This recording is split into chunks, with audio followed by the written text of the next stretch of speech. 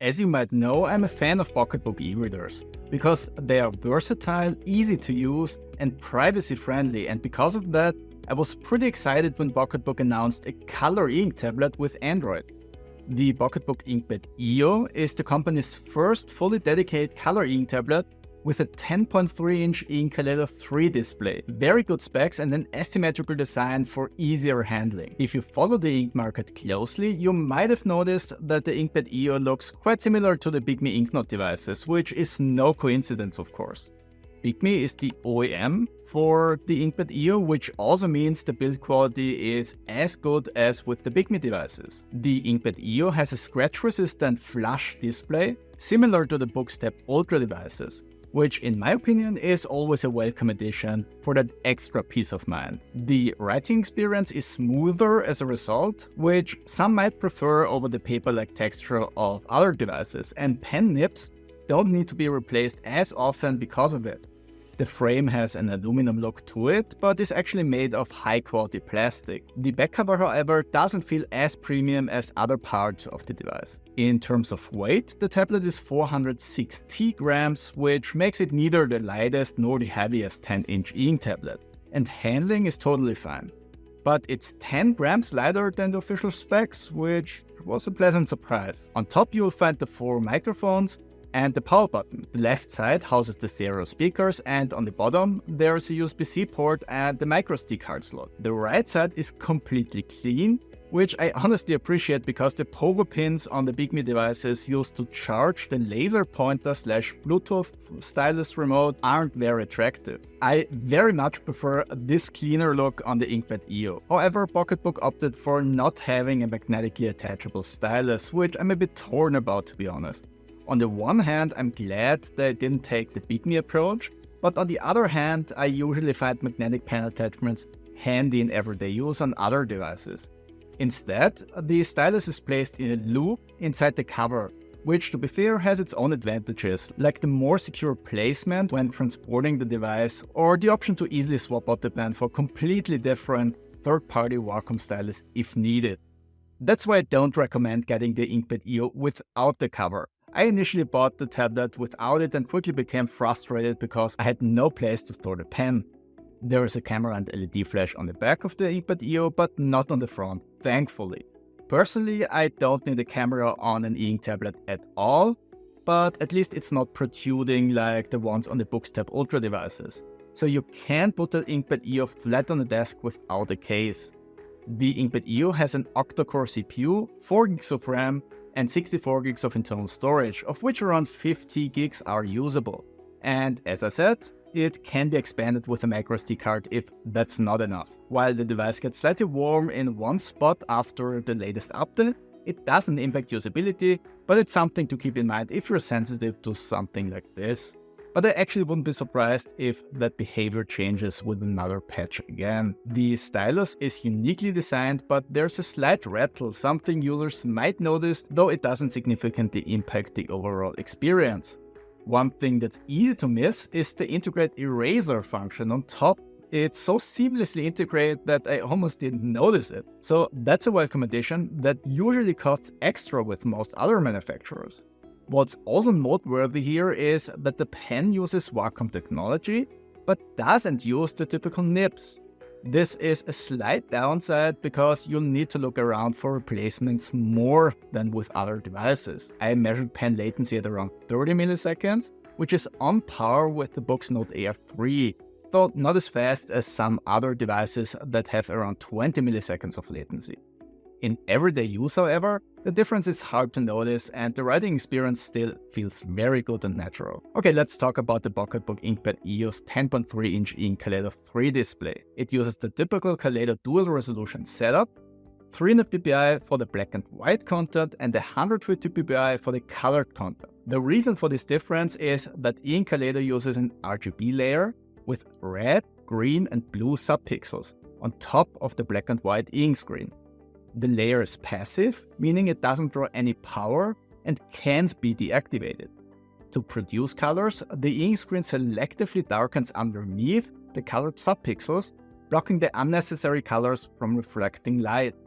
With this approach, it can produce up to 4096 colors, which is obviously much less than a modern LCD, but still good enough for displaying colored comics, mangas, magazines, or charts, things you typically view on a tablet like this. The main drawback of this approach is that E-Ink Kaleido displays across all devices, not just the InkPad Eo, are noticeably darker than regular black and white E-Ink screens due to the RGB subpixels always being present. Luckily, that can be easily fixed with the built-in dual-tone Frontlight. Turning it up helps alleviate the issue and the tablet can be used perfectly fine. The Frontlight itself has a slightly noticeable brightness gradient from left to right, but it's good enough for everyday use and doesn't hurt usability. However, if you're sensitive to irregularities, it might be an issue.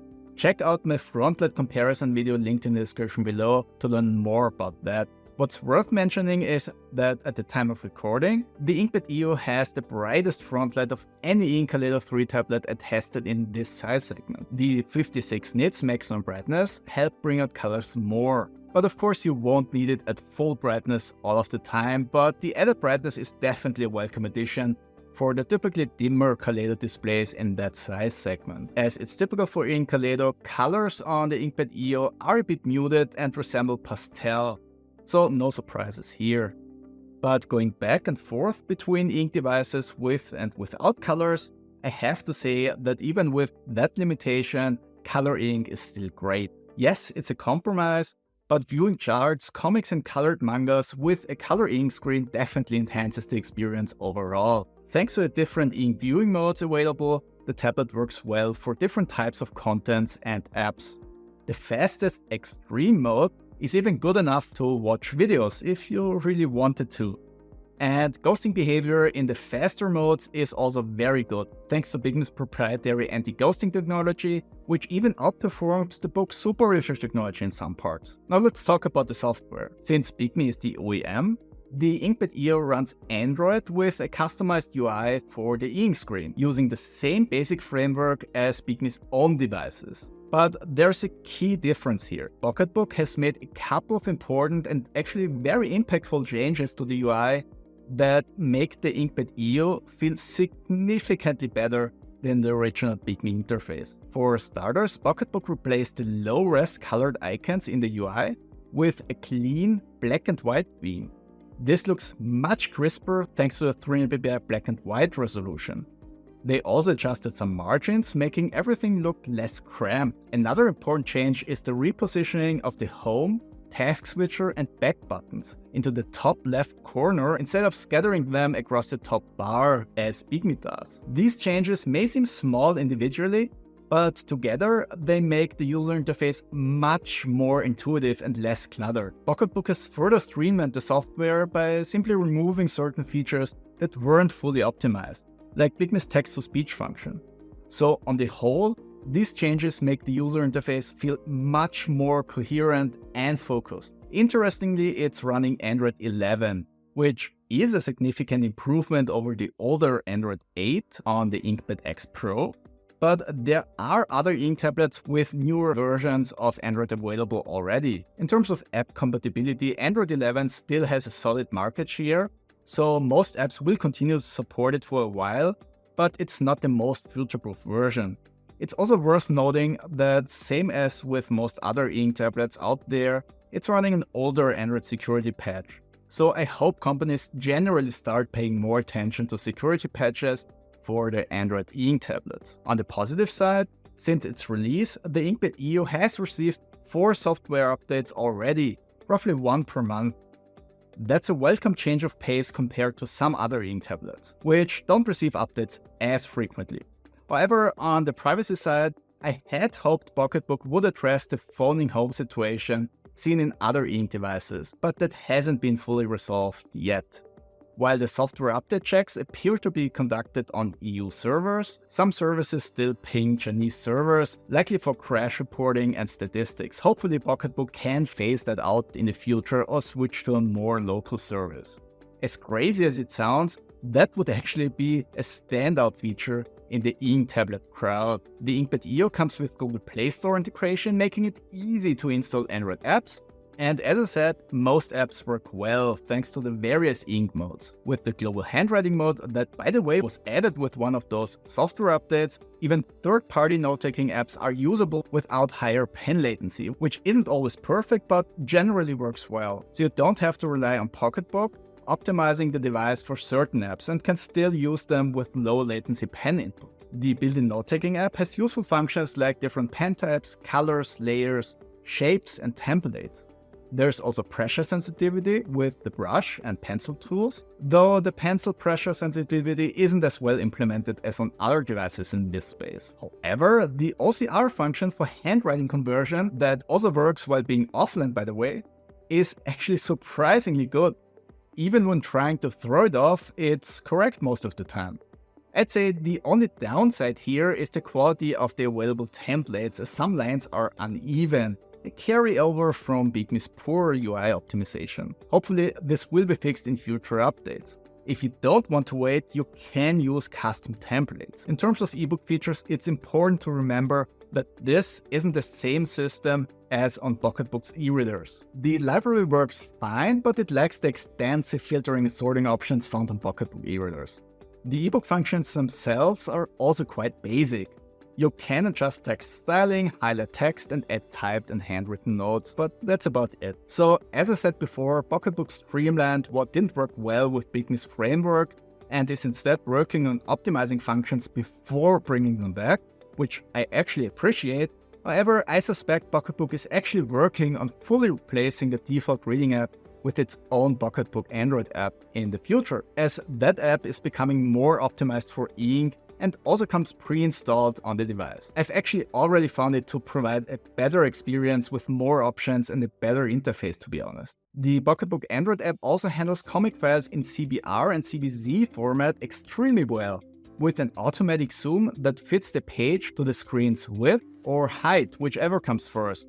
This feature works great even for comics that have pages with different orientations. For PDF handling, neither the Pocketbook Android app nor the default app can match the Pocketbook e-readers when it comes to the viewing modes. The columns mode I often praise with Pocketbook e-readers is completely missing here at the moment. That said, you can use the default app for seamlessly annotating PDF files with the pen, and the annotations are saved directly in the PDF file, making it easy to continue working on the file on a PC without needing a special export process.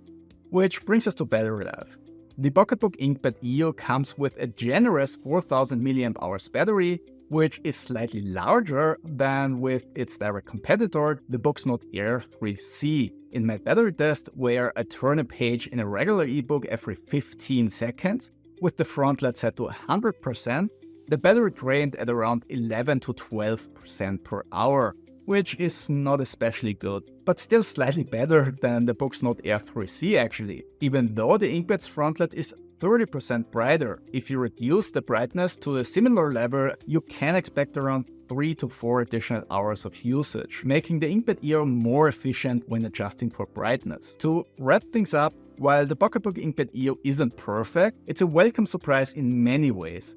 Pocketbook has made significant improvements to the user interface and overall experience, especially considering this is only their second dedicated Android ink tablet. Although it still lacks some features compared to competitors like Boox, Pocketbook's consistent software updates show a lot of promise for the future. If you're looking for a color ink tablet with solid specs, a bright Frontlight, a clean user interface, Google Play Store integration, and minimal ghosting, the InkPad Eo is definitely worth considering. Additionally, Pocketbook's position as a European company with a long-standing presence in the ink market may make support and warranty easier to navigate than with other Android ink tablet manufacturers mainly operating out of China. However, if you're seeking the full Pocketbook e-reader experience or a more feature-rich device for note-taking and PDFs, it might be worth waiting to see how things develop with future updates. Thanks for your time watching. If you found this review helpful, please like and subscribe, and I'll see you on the next one.